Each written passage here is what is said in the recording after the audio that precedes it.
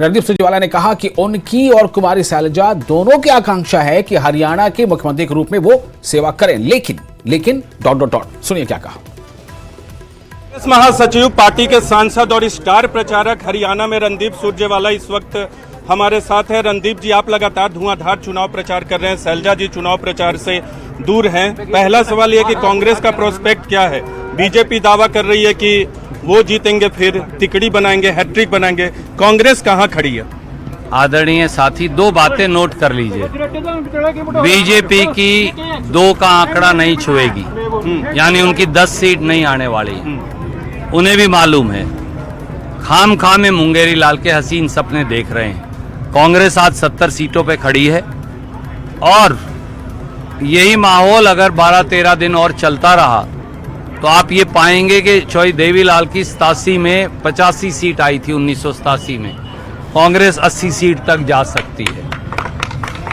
ये माहौल आज प्रदेश के अंदर है। दूसरी बात, शैलजा जी हमारी बड़ी बहन है, यहाँ से सांसद भी हैं, मेरी उनसे बात भी हो गई, मैंने बाकायदा आज ट्विटर पे लिखा भी है कि और 26 तारीख को वो हमारे इस भाई के लिए यहाँ जलसा करेंगी, फिर टोहाना भी जाएंगी और जगह भी जाएंगी। हम सब इकट्ठे हैं, कांग्रेस की सरकार बनाएंगे और बीजेपी के क्रूर शासन से, भ्रष्ट शासन से, जिसमें किसान उत्पीड़ित है, पहलवान बेटे और बेटियां बाड़ों से पकड़कर सड़कों पे खींचे जाते हैं, 750 किसानों की शहादत हो जाती है, नौजवानों के भविष्य को मंडी में 47 पेपर लीक करके बेच दिया जाता है, महिलाओं से अनाचार और अत्याचार होता है। ऐसी सरकार को अब चलता कर देंगे। कांग्रेस से मुख्यमंत्री का दावेदार कौन है? रणदीप सुरजेवाला है। कांग्रेस के मुख्यमंत्री का फैसला राहुल गांधी जी और खड़गे जी करेंगे। अभी मुख्यमंत्री का फैसला नहीं हुआ है। रणदीप सुरजेवाला को भी ये आकांक्षा है, शैलजा जी को भी ये आकांक्षा है कि उन्हें प्रांत के मुख्यमंत्री के तौर पर सेवा करने का मौका मिले, पर हमारी आकांक्षा पार्टी के अनुशासन से बड़ी नहीं।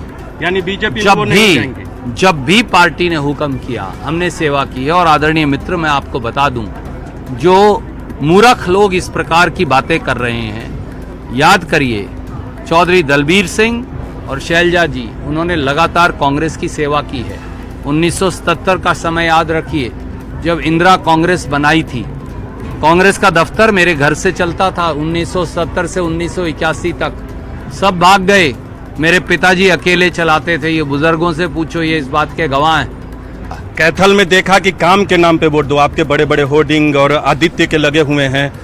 आदित्य जीत रहे हैं चुनाव, कांग्रेस कैसा परफॉर्म करेंगे? पिछले बार एकदम कम वोटों से आप हार गए थे और उसके पहले भारी मतों से जीते थे। मुझे ये विश्वास है कि आदित्य सुरजेवाला केवल और केवल कपिस्थल की तपोभूमि कैथल के लोगों के आशीर्वाद से जीतेंगे।